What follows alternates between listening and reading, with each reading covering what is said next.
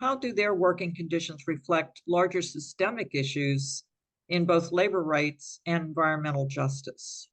Yeah, it when you talk about farm workers, I mean, that is a population where you see a lot of some of the worst labor abuses just because um it, you know, just by sheer geography, you're in remote places, and also, many farm workers are either undocumented or rely heavily on that income, to support their families, even if they are here with proper authorizations. And so you just see a lot of rampant abuse in those industries, and especially when it comes to providing a safe work environment uh, for farm workers. A lot of farmers just don't do it, which includes, uh, keeping workers safe when working in the elements.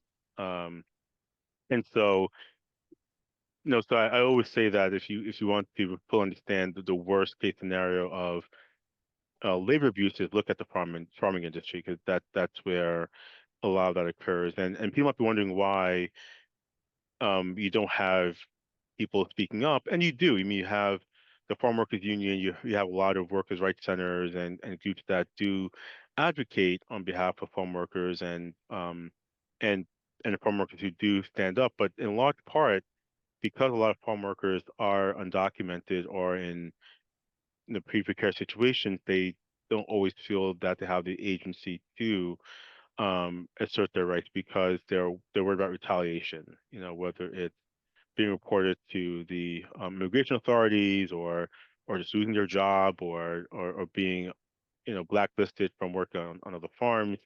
So a lot of farm workers in the precarious situations, um, because of the length that the employers will take to make it less difficult.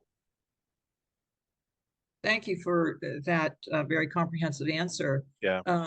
It brings up something to me, and that gets at the injuries to farm Mhm. workers. And I went to Penn State. I'm from the state of Mhm. Pennsylvania, and they did a study. They're a big ag school, Right. land grant college, one of the original ones.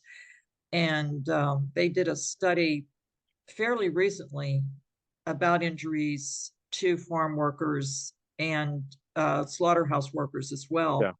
A lot of undocumented immigrants in both of those, as you mentioned. Right.